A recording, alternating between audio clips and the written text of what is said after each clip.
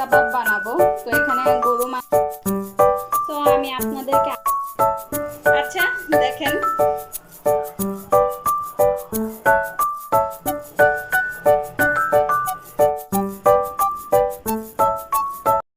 আসসালামু আলাইকুম and welcome back to momos world. কেমন আছেন আপনারা সবাই? আশা করি সবাই অনেক ভালো আছেন। আলহামদুলিল্লাহ আমরা সবাইও খুবই ভালো আছি। তো আজকে একটা ডেইলি ব্লগ শুরু করছি। আজকে আমি শিক কাবাব বানাবো। তো এখানে গরু মাংস কিমা করে নিয়েছি, এখানে প্রায় 1 কাপের থেকে একটু বেশি হবে।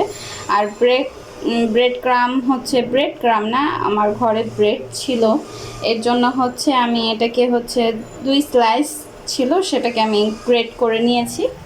আর যেহেতু আমার ঘরে বাচ্চা আছে সেহেতু আমি পেঁয়াজ নিয়ে নিয়েছি আর ধনিয়া পাতা, এটাকে চপ করে নেব একেবারে মিখিভাবে।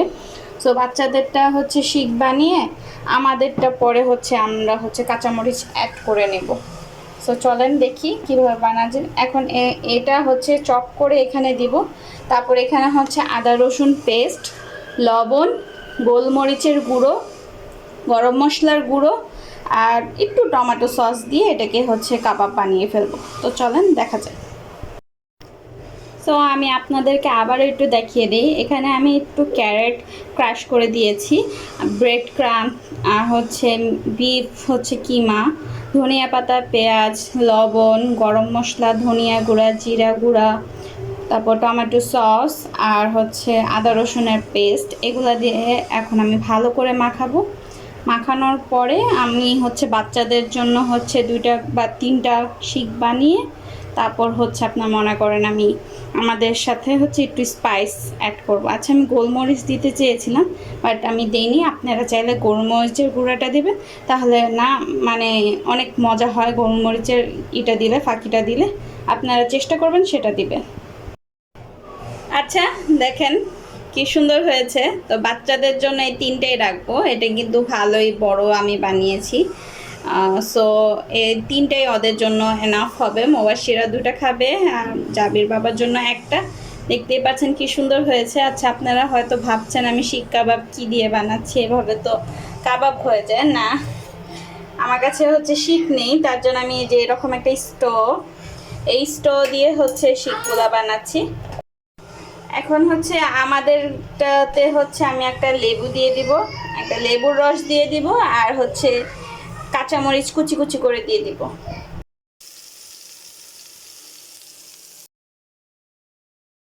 আচ্ছা যেহেতু আমি ফার্স্ট টাইম শিক কাবাব বানাচ্ছিলাম, সো আমার যে ইলেকট্রিক চুলাটা ছিল সেখানে অপশন ছিল, তো আমি বারবিকিউ অপশনটাই দিয়েছি।